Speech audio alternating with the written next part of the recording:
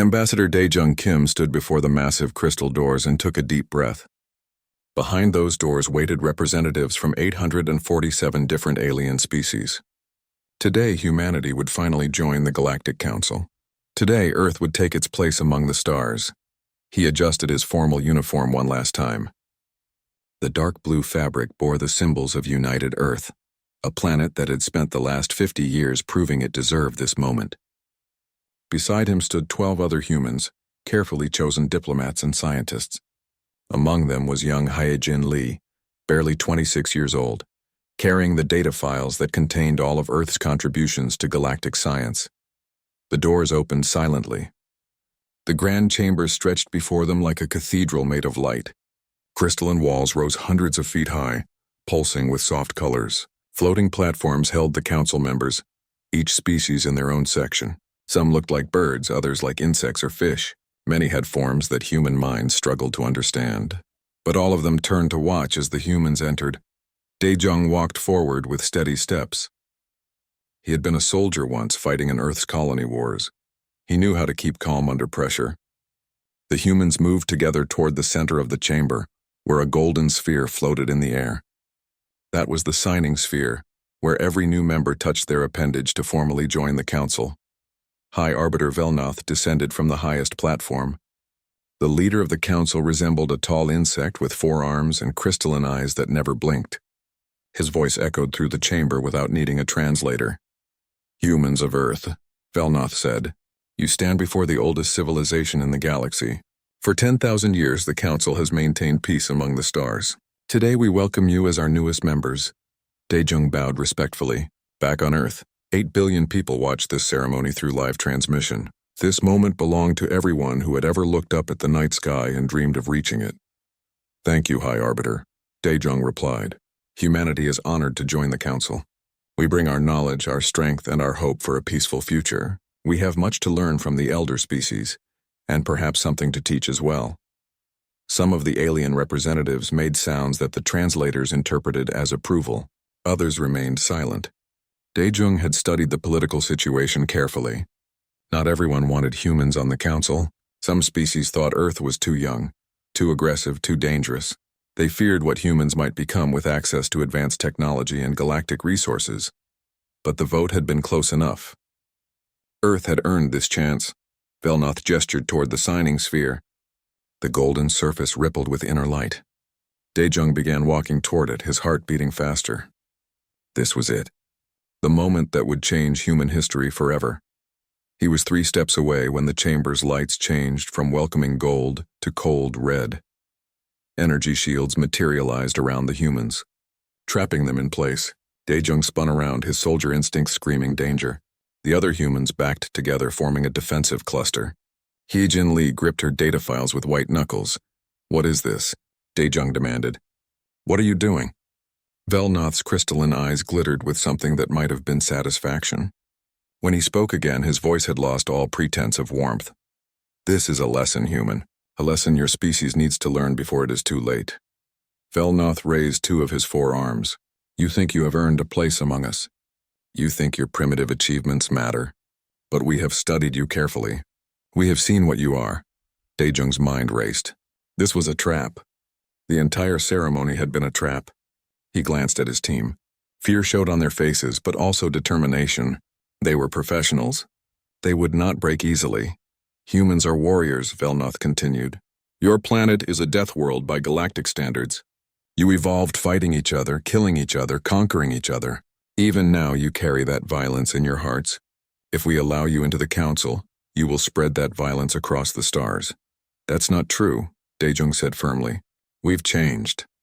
We've grown. Earth has been at peace for 30 years. 30 years? Velnoth made a sound like breaking glass. A blink of time. "You do not change in 30 years. You are what you have always been. Dangerous, unpredictable.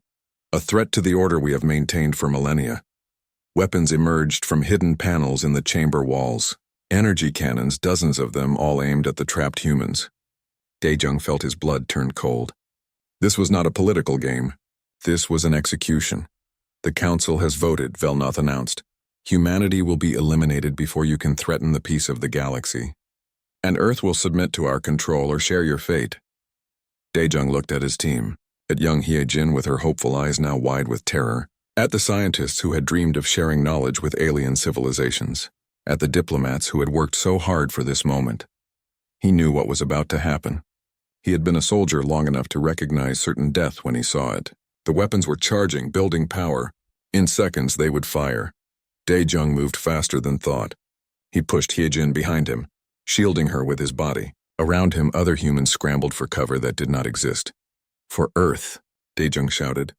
Not a cry of defiance, but a message. A reminder to everyone watching back home. Remember this betrayal. Remember what they did to us. The weapons fired. Energy beams crossed the chamber in an instant. The shields around the humans vanished, leaving them exposed. Daejung felt the first impact like a hammer to his chest. Then another. And another. His vision blurred red, then gray, then dark. His last thought was of Earth, of the blue planet where he had been born, of humanity. He hoped they would survive this. He hoped they would remember. The firing stopped. 12 bodies lay motionless on the crystal floor, but one still breathed.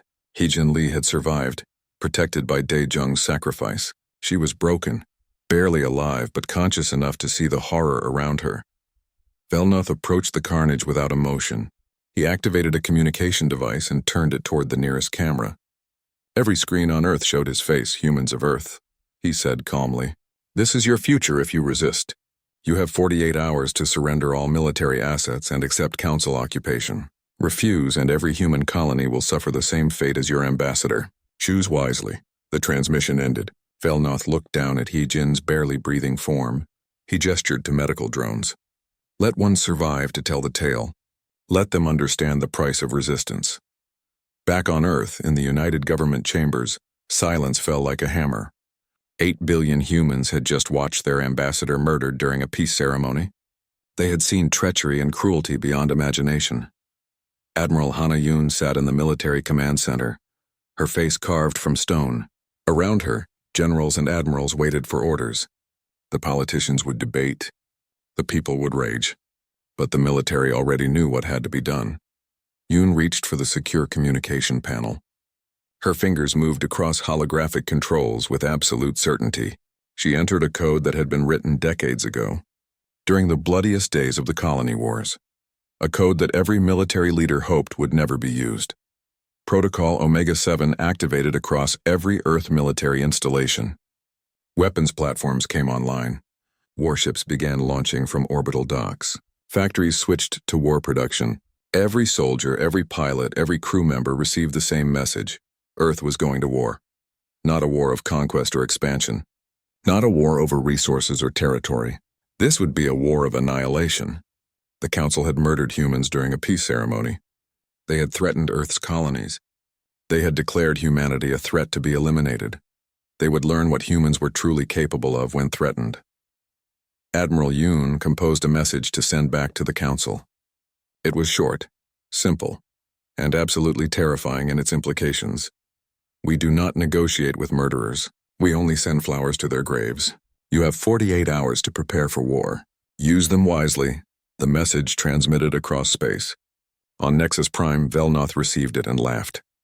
These primitives thought they could threaten the Council? They would learn. The Grand Armada would teach them the price of defiance. He ordered 5,000 warships to jump to the Sol system. It would be over in hours. Earth would surrender or burn. What Velnoth did not understand was that he had just made the worst mistake in galactic history. He had attacked humanity at their home. He had murdered their ambassador.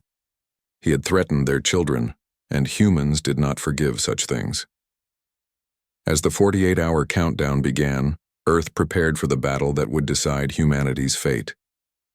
Every ship was armed. Every weapon was loaded. Every soldier took their position. The Council was about to discover something that every species on Earth had learned the hard way over millions of years of evolution. Never corner a human. Never threaten their home.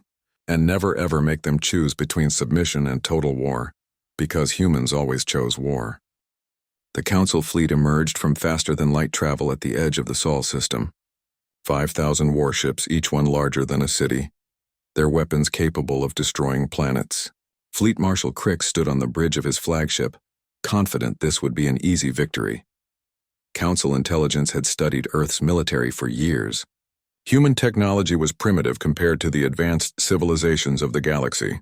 Their ships were smaller, slower, weaker. They used simple ballistic weapons instead of proper energy cannons. They would surrender quickly once they understood how outmatched they were. But as the fleet's sensors swept through the Sol system, Crix felt his confidence waver. Near Jupiter's orbit, the humans were waiting. 2,400 warships arranged in a complex formation that suggested considerable tactical knowledge. They had not run. They had not hidden.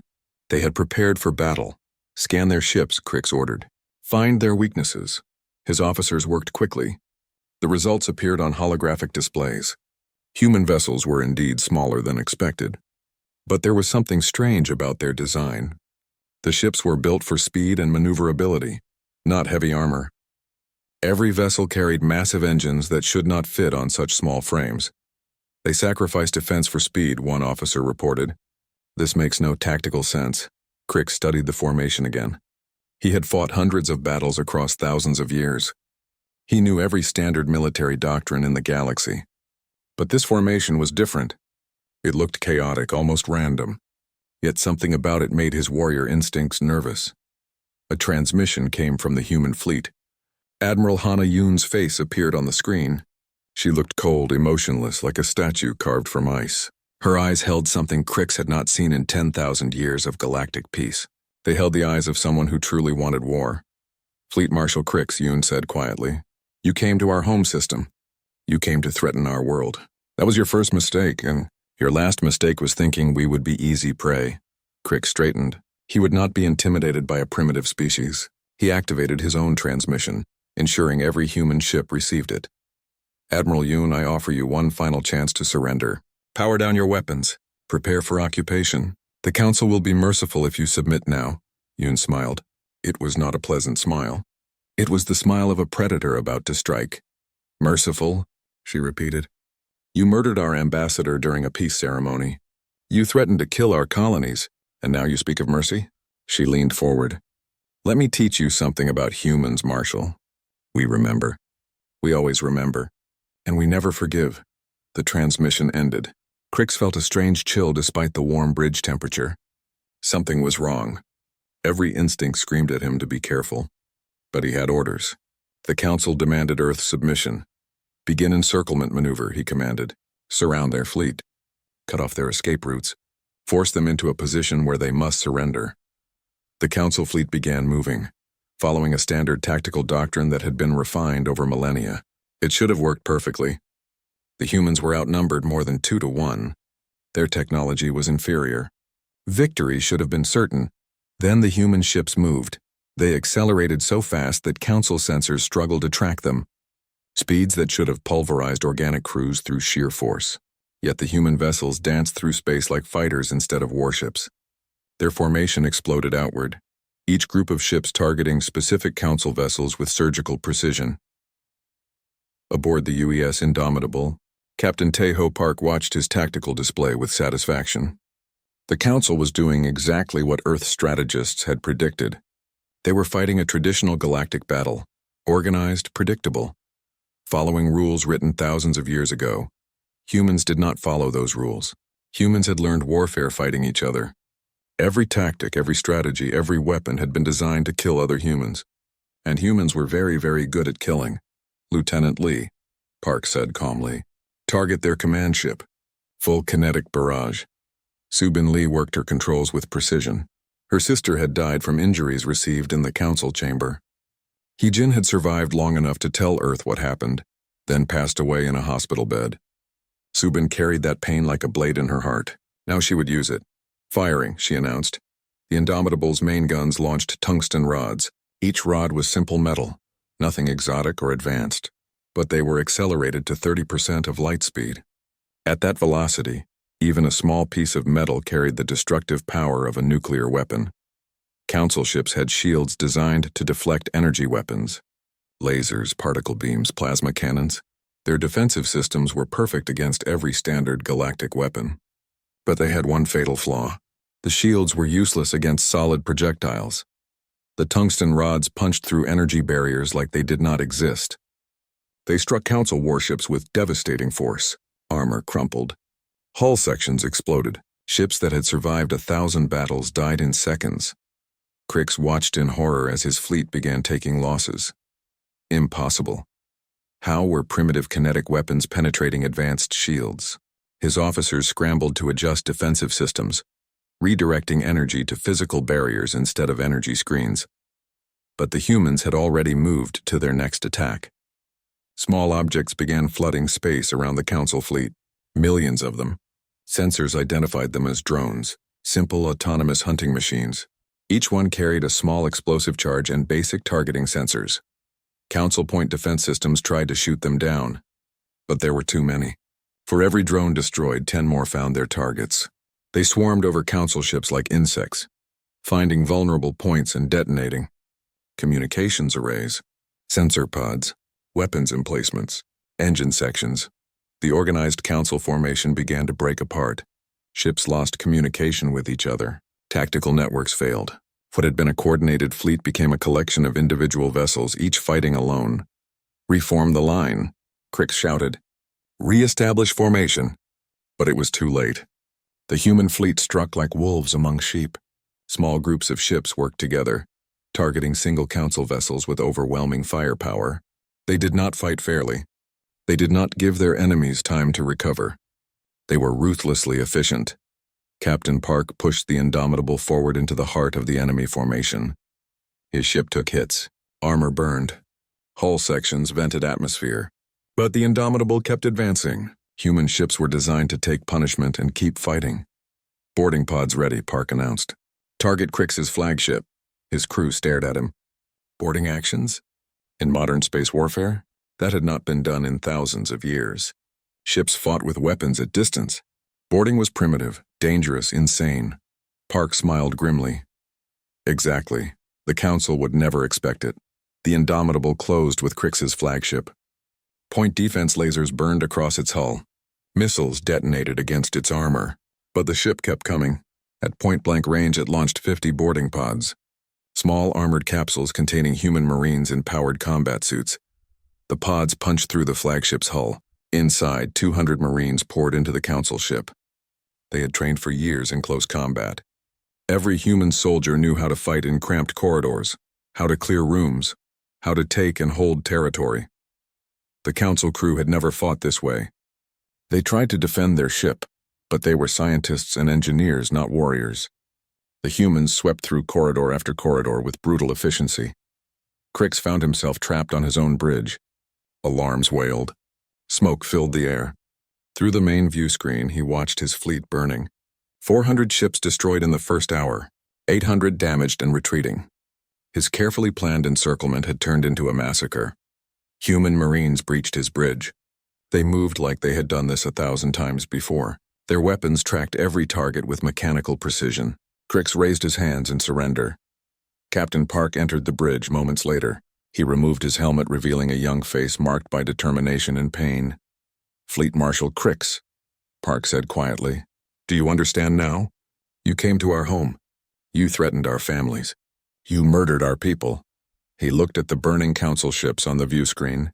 "This is what happens when you make humans fight for survival." Crix stared at this young human. He finally understood. The Council had made a terrible mistake. They had judged humanity by galactic standards. They had assumed humans followed the same rules, the same limitations, the same civilized constraints. But humans were not civilized by galactic standards. They were survivors from a death world, warriors who had spent 10,000 years perfecting the art of killing. Every tactic they used, every weapon they deployed, every strategy they employed came from millions of years fighting for existence on the most dangerous planet in the galaxy. "Order your fleet to retreat," Park said. "Take this message back to your Council. Tell them this was mercy. Tell them we could have destroyed you all. Tell them to think very carefully before they threaten humanity again." Crix gave the retreat order. The surviving Council ships jumped to faster-than-light travel and fled. Behind them, Earth's fleet remained in formation, victorious but not celebrating. Dr. Jiwoo Choi stood in the observation room of the Prometheus research facility, staring at the device that could end civilizations. The Sunbreaker sat behind reinforced glass, looking deceptively simple. A metallic sphere barely larger than a basketball, covered in quantum processors and exotic matter injectors. It could make stars explode. Choi had designed it 5 years ago, during the height of Earth's paranoia about alien threats. Back then, it had been theoretical. A doomsday weapon that would never be built, never be used. Just plans on paper to make politicians feel safe. But then the Council murdered Ambassador Kim. They threatened Earth's colonies, and suddenly the theoretical became terrifyingly real. The door opened. Admiral Yoon entered, her uniform crisp despite the late hour. Behind her came military officers and government officials. Their faces showed the strain of constant war planning. Earth had won the Battle of Jupiter, but at terrible cost. And the Council had responded by destroying the Proxima Centauri colony. 3 million humans dead in orbital bombardment, men, women, children, all gone in fire and radiation. Admiral Yoon looked at the scientist. "Dr. Choi, is it ready?" Choi turned from the window. He looked tired, old beyond his 41 years. Building weapons of mass destruction aged the soul. "It works," he said. "I tested it on an uninhabited star last month. The process took 72 hours from injection to supernova. But Admiral, using this weapon will kill billions. Not soldiers, civilians, innocent people who had nothing to do with the Council decisions."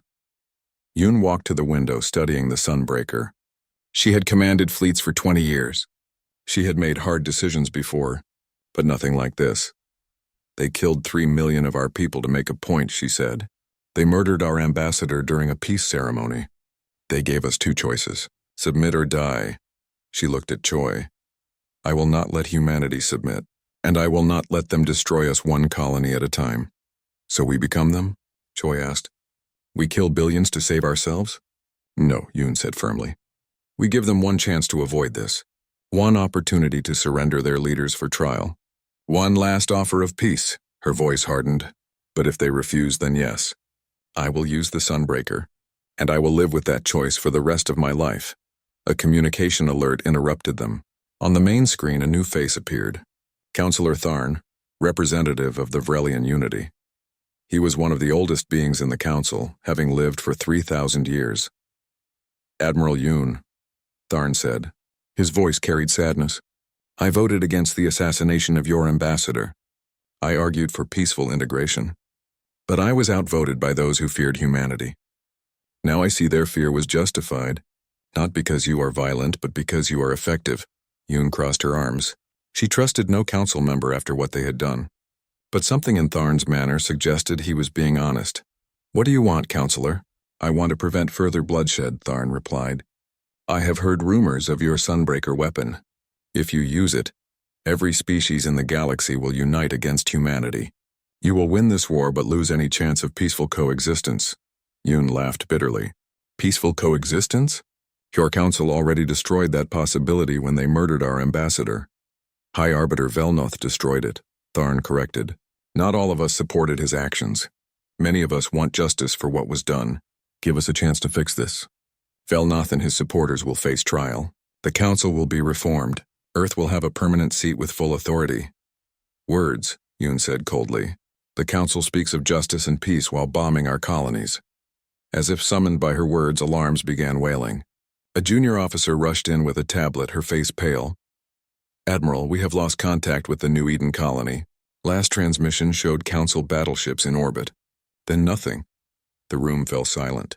New Eden, humanity's agricultural world, home to 1.2 billion people, farms and cities, schools and hospitals, families gone.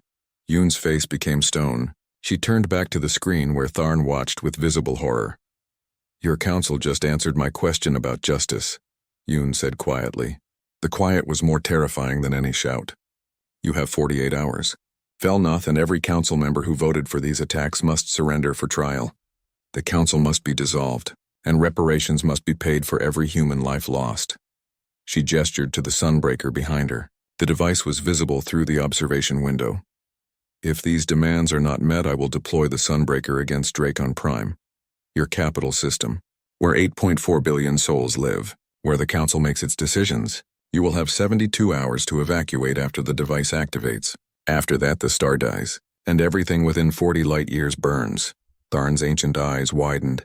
Admiral, please. This is genocide. No, Yoon said. Genocide is what your council did to Proxima Centauri. What they just did to New Eden. This is justice. This is showing you the same mercy you showed us. 48 hours, Counselor. Choose wisely. The transmission ended. Yoon stood silent for a long moment. Around her, officers waited for orders. Dr. Choi watched her with sad eyes. He knew what she was about to say. Prepare the Sunbreaker for deployment, Yoon ordered. Target coordinates Draken Prime, launch window 48 hours from now. Choi closed his eyes.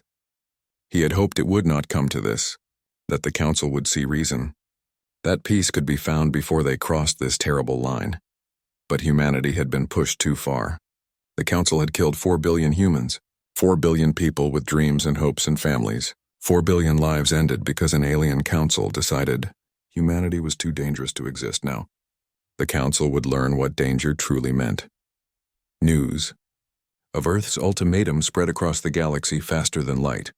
On thousands of worlds, billions of beings watched and waited. Some called for the council to surrender. Others demanded resistance. Many simply fled to the farthest reaches of space, hoping to escape the coming war. On Nexus Prime in the rebuilt council chambers, High Arbiter Velnoth received the human ultimatum with contempt. Surrender? Face trial? Pay reparations? Absurd. The council had ruled the galaxy for 10,000 years. They would not bow to primitive upstarts. He called an emergency session. Hundreds of species sent their representatives. The debate lasted hours. Some argued for compromise. Others demanded total war. But in the end, Velnoth's faction controlled enough votes. The council would not surrender. They would call the human bluff. No species would actually destroy a star system. The cost in innocent lives would be too high. Even humans, violent as they were, would not cross that line. Velnoth transmitted his response to Earth. Short, defiant, foolish. The Galactic Council does not negotiate with terrorists. Your ultimatum is rejected. If you deploy your weapon, you will prove that humanity has no place among civilized species. The galaxy will unite to destroy you. The message reached Earth's command center. Admiral Yoon read it without expression. Around her, officers waited tensely. The 48-hour deadline had expired. The council had made its choice. Now humanity had to make theirs. Yoon walked to where Dr. Choi sat at his console. The scientist looked up at her with eyes that had not slept in days. Behind him, the Sunbreaker sat in its launch cradle, ready for deployment. Doctor, Yoon said softly, I know what I am asking you to do. I know the weight of it, but we cannot back down now. If we do, the council will destroy us one colony at a time. They will kill us slowly, carefully, while the galaxy watches and does nothing. Choi nodded slowly. His hands moved across the control panel. Authentication codes, target coordinates, launch sequences. Each command brought them closer to the unthinkable. For Ambassador Kim, Choi whispered. For Proxima Centauri. For New Eden. For every human who died believing we could find peace among the stars. His finger hovered over the final button, the one that would launch the Sunbreaker. The one that would make humanity responsible for billions of deaths. The one that would change everything. Tears ran down his face. But his hand did not shake. He pressed the button. The Sunbreaker launched from its facility near Saturn. A small probe, easily missed among the traffic of the Sol system. It accelerated to faster than light speed and vanished into the quantum foam of space-time. Destination: Dracon Prime. The heart of the Galactic Council. Home to 8.4 billion souls who had no idea what was coming. The probe emerged in the Dracon system 12 hours later. It looked like debris, like wreckage from some old battle. Council sensors detected it but classified it as harmless junk. The Sunbreaker activated. It accelerated toward the Dracon sun at incredible speed. Nothing tried to stop it. Nothing even noticed it until it was too late. The probe entered the star's photosphere, traveled deeper, reached the core where hydrogen fused into helium under unimaginable pressure, and there in the heart of the sun it released its payload, exotic matter, particles that should not exist in normal space. They began interacting with the star's fusion reactions, accelerating them, pushing them beyond the sun's ability to control. On Dracon Prime, scientists noticed the change first. The sun was getting brighter. Its radiation output was increasing. Solar storms were erupting with unprecedented violence. Then they checked the fusion rates, and they understood. The star was dying. No worse. The Dracon system had 72 hours to live. Above the 3 inhabited worlds, the sun burned brighter with each passing minute. Its light had changed from warm yellow to harsh white. Solar storms lashed out across millions of miles, disrupting communications and frying satellites. 8.4 billion souls looked up at their dying star and knew terror. But across the galaxy, something unexpected happened. Humanity sent help. Admiral Yoon broadcast a message that shocked every species in the Council. We did not start this war to commit genocide. Our target is the Council leadership, not innocent civilians. Any ship carrying refugees from the Dracon system will be protected by Earth's fleet. We will help evacuate your people, because that is who we are. Captain Tejo Park received his new orders with mixed feelings. The Indomitable had fought and bled in the Battle of Jupiter. His crew had lost friends. And now they were being sent to protect the enemy? But as he studied the tactical situation, he understood. This was not about mercy. This was about showing the galaxy what humanity really was. Not monsters who killed indiscriminately, but warriors who understood the difference between soldiers and civilians. The Indomitable jumped to the Dracon system, along with 200 other Earth warships. They found chaos. Thousands of refugee ships trying to evacuate at once. Not enough transport capacity.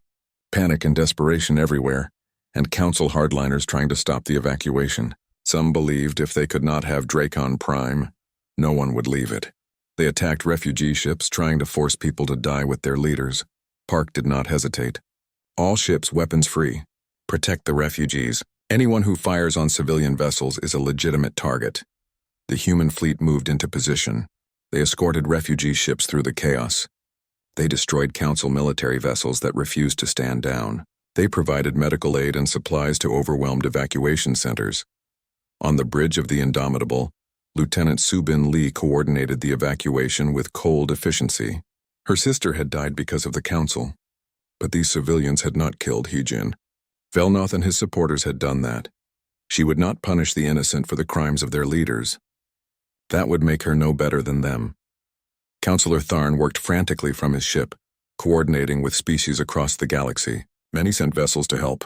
The Vrelian Unity contributed 3,000 transports. The Helian Confederacy sent medical ships. Even species that had fought Earth now joined the evacuation effort. For the first time in galactic history, hundreds of species worked together not because a council ordered them to, but because it was the right thing to do. But not everyone wanted to leave. In the council chambers on Dracon Prime, High Arbiter Velnoth refused to evacuate. He sat on his throne, watching the burning sky, and plotted one final act of defiance. His guards had seized 10 refugee ships. 200 civilians held hostage. His demand was simple. Earth provides technology to reverse the Sunbreaker or the hostages die. The message reached Admiral Yoon on Earth. She read it without emotion, then looked at Dr. Choi. "Can we reverse it?" she asked. Choi shook his head. "No. The exotic matter has already catalyzed the fusion reactions. Even if we could extract it, the process is irreversible. The star will explode in 43 hours. Nothing can stop it now." Yoon nodded slowly. She opened a communication channel to the Indomitable. "Captain Park, you have new orders. Rescue those hostages, by any means necessary." Park understood immediately. This would be a combat insertion on a dying world. His ship could not land on planets, but his Marines could drop in using orbital pods. He called for volunteers. Every single Marine on the ship raised their hand. He selected 50 of the best. Lieutenant Lee insisted on leading the ground team personally. "This is personal," she said. "Velnoth killed my sister. I want to look him in the eyes when we take those hostages from him." Park wanted to refuse, but he saw the determination in her eyes. Lee was not looking for revenge. She was looking for closure. "For justice, approved," he said. "But Lee, you bring every single hostage home, and you come back too." "That is an order." The insertion pods launched from the Indomitable. They burned through Dracon Prime's atmosphere like meteors. The sky above them pulsed with solar radiation. The sun had grown so bright that it hurt to look at, even through protective visors. Lee and her team landed 2 kilometers from the council chambers. They had 6 hours until the last evacuation ships left orbit. After that, anyone left on the planet would die in the supernova. The city around them was empty. Everyone with sense had already evacuated. The streets were silent except for the howl of solar wind and the crackle of radiation storms. Lee's Marines moved through the abandoned buildings with practiced efficiency. They had trained for urban combat since basic training. Every corner checked, every sightline covered. No mistakes. Velnoth's guards detected them a kilometer out. Energy weapons opened fire from fortified positions. The guards were fanatically loyal, willing to die with their leader. Lee's team returned fire with brutal efficiency. Human weapons were loud and primitive compared to energy beams, but they were effective. Armor-piercing rounds punched through defensive barriers. Grenades cleared fortified positions. Marines advanced through fire that would have stopped any other species, because humans had evolved on a death world. They were used to pain, to fear, to fighting against impossible odds. Every Marine had trained for scenarios exactly like this. The team breached the council chambers 3 hours after landing. Inside, they found Velnoth sitting on his throne, surrounded by his remaining guards. 200 hostages huddled in a corner, terrified and hopeless. Lee walked forward, her weapon trained on the High Arbiter. Above them, the building shook as another solar storm hammered the planet. Time was running out. High Arbiter Velnoth, Lee said calmly. My name is Lieutenant Subin Lee. My sister died because of you. Ambassador Kim died because of you. 4 billion humans are dead because of you. Velnoth's crystalline eyes glittered. Then kill me, human. Prove that you are the monsters we always said you were. Lee smiled sadly. No, you do not understand us at all. We are not monsters. We are survivors. We are warriors, and we know the difference between justice and murder. She lowered her weapon slightly. You have a choice. Surrender now. Face trial for your crimes. Let these hostages go, or stay here and burn when the star explodes. But know this. If you choose death, you die alone. We are taking these people with us either way. Velnoth stared at her. He had expected hatred. Rage. The same violence he would have shown. But this human offered him something he had not given Earth. A choice. Mercy. Justice instead of revenge. For a long moment he considered. Then pride won over survival. He had ruled for centuries. He would not end his reign in a human prison. I will die as I have lived, Velnoth said, with dignity, with pride, not begging for mercy from primitives. Lee nodded once. Then goodbye, High Arbiter. May your pride keep you warm in the fire. She turned to her team. Extract the hostages, move fast. We have 90 minutes to reach the last transport. The Marines herded the confused hostages toward the exit. Some of Velnoth's guards tried to stop them. Lee's team cut them down without hesitation. The hostages were innocent. The guards had made their choice.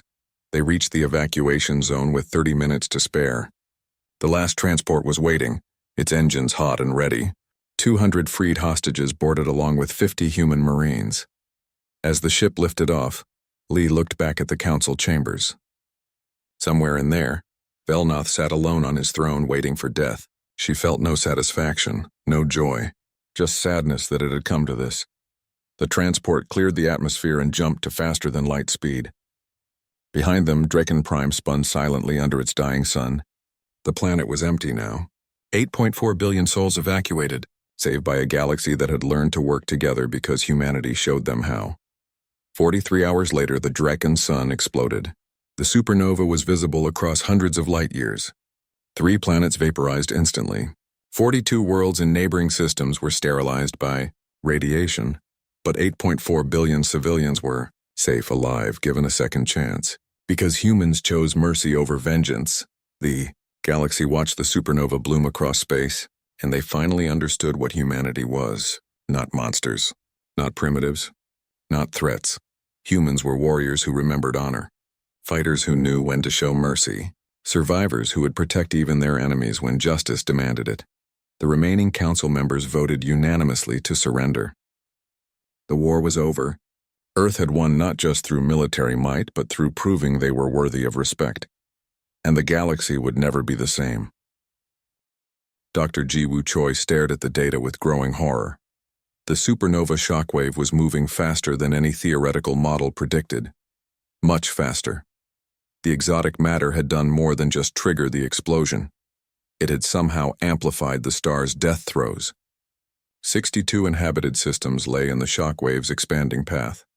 14 billion souls, and they had months to evacuate, not years as originally calculated. He brought the news to Admiral Yoon. She listened in silence, then closed her eyes. She had won the war. Earth was safe. The Council had surrendered, but the cost might still be catastrophic. "We did this," Yoon said quietly. "We created this weapon. We deployed it. Now we fix it." She called an emergency meeting with the remaining council members. Counselor Tharn attended, now serving as the interim leader while the galaxy figured out what came next. "We need to evacuate 62 systems," Yoon announced. "Earth is committing every available transport ship, every construction facility, every resource we have. But we cannot do this alone. We need help from every species in the galaxy." Tharn nodded slowly. "You destroyed Draken Prime. Now you want us to help clean up the mess?" "Yes," Yoon said simply. "Because it is the right thing to do. Because those 14 billion people did not start this war. Because if we let them die, then the Council was right about us. We would be monsters." She leaned forward. "But more than that, this is our chance to build something better. Not a council that rules through fear. Not an empire that crushes dissent. A real alliance. True cooperation. Species working together because they choose to, not because they are forced." Tharn studied her for a long moment. This human admiral had destroyed a star system, had killed the Council's leadership, had waged war unlike anything the galaxy had seen in millennia. Yet now she spoke of cooperation and building a better future. Perhaps that was what made humans so terrifying. They could switch from total war to total peace in an instant. They were not locked into one mode of thinking. "Very well," Tharn said. "I will call for volunteers, but Admiral, understand this. You are asking species who lost millions in this war to help save your enemies. That is a hard sell." "Then we make it easy," Yoon replied. "We lead by example. We save everyone we can, and we prove that humanity's word means something." The call went out across the galaxy. Operation Redemption, the largest evacuation and rescue effort in galactic history. Earth was committing every resource, but they needed help. The response was slow at first. Many species were still angry, still hurting, still afraid. But then the first volunteers arrived. The Vrelian Unity sent 5,000 transports. The Helian Confederacy contributed construction materials. Even species that had fought Earth sent aid. Because humanity had shown them something important. They had shown mercy to Draken Prime's civilians. They had protected refugee ships. They had risked their own soldiers to save hostages. If humans could do that for their enemies, how could other species do less? Captain Tejo Park found himself leading convoy after convoy into threatened systems. The Indomitable had been a warship. Now it was an escort, protecting civilian transports from pirates and ensuring evacuations proceeded smoothly. He did not complain. This was what he had joined the military to do. Protect the innocent. Serve something greater than himself. Lieutenant Subin Lee coordinated the massive logistics network. Thousands of ships moving millions of people. Resources flowing to where they were needed most. Medical care for the injured and sick. It was the most complex operation she had ever managed. And it was working. Slowly, carefully, but working. Dr. Choi had another idea. He could not stop the supernova shockwave, but he might be able to deflect it around the most critical systems using gravity shields. Massive constructs that bent space-time itself. The technology existed in theory, but it had never been tested at this scale. Building the shields would require resources from dozens of species. Technology sharing that the old council would never have allowed. Admiral Yoon approved the project immediately. Do it. Whatever it takes. Species that had hoarded their advanced technology for centuries suddenly found themselves sharing blueprints. Human engineers worked alongside alien scientists. Ideas flowed freely. Innovation exploded. The first prototype, SHIELD, was built in orbit around an uninhabited system. The entire galaxy watched as the supernova shockwave approached. Radiation readings spiked. Energy levels went off the scale. The gravity shield activated. Space-time bent. The deadly radiation curved around the protected system like water flowing around a rock. The system survived. Cheers erupted across thousands of worlds. It worked. They could protect inhabited systems. They could save billions. The galaxy mobilized like never before. 62 gravity shields were built and deployed in 3 months. 14 billion souls were evacuated or protected. Not a single inhabited world was lost to the supernova. And in the process, something miraculous happened. The galaxy learned to work together, not because they feared a common enemy, not because a council forced them, but because they chose to, because it was right. When the crisis ended, discussion turned to governance. The old Galactic Council was dead. What would replace it? Admiral Yoon proposed a Galactic Assembly, equal representation for every species. Decisions made by consensus, no permanent leadership positions, just cooperation and mutual respect. Some species resisted. They wanted the old hierarchy back, power and control. But most of the galaxy supported Earth's vision. They had seen what cooperation could accomplish. They wanted more of it. Councillor Tharn was elected as the first assembly speaker. Not a ruler. Not a leader with absolute power. Just a mediator. Someone to help species talk to each other and find common ground. On Earth, Admiral Yoon stood at a memorial service. 8 billion humans watched as she spoke about the war and its cost. 4 billion dead, countless wounded, entire colonies destroyed, but also about hope, about the 14 billion souls saved, about the galaxy learning to work together, about building a better future from the ashes of war. Lieutenant Lee visited the memorial built for Ambassador Kim and her sister Hee-jin. She placed flowers at their names carved in stone. So many names. Too many. "We did it," she whispered to the stone. "Not the way you hoped. But we found peace. We found understanding. And we made sure your deaths meant something." Captain Park retired from active combat duty. He became an instructor, teaching alien species human military doctrine. Not to spread war, but to share the lessons humanity had learned through 10,000 years of conflict. Lessons about honor, about protecting the innocent, about knowing when to fight and when to show mercy. Dr. Choi led a multi-species research initiative dedicated to preventing future weapons of mass destruction. The Sunbreaker blueprints were sealed and placed under guard. Some weapons should never be built again. 50 years later, the supernova remnant had become a pilgrimage site. A massive monument floated in space where Dracon Prime had orbited. It bore the names of everyone who died in the war, human and alien, civilian and soldier, each name a reminder of the cost. The inscription was written in 848 languages. It read simply, "Here lies proof that even the darkest night gives way to dawn. Remember the cost. Honor the fallen. Build a better tomorrow." Humanity became known across the galaxy as the guardian species, not because they were the strongest, not because they had the best technology, but because when the galaxy needed someone to protect the innocent, humans stepped forward. When someone needed help, humans offered it.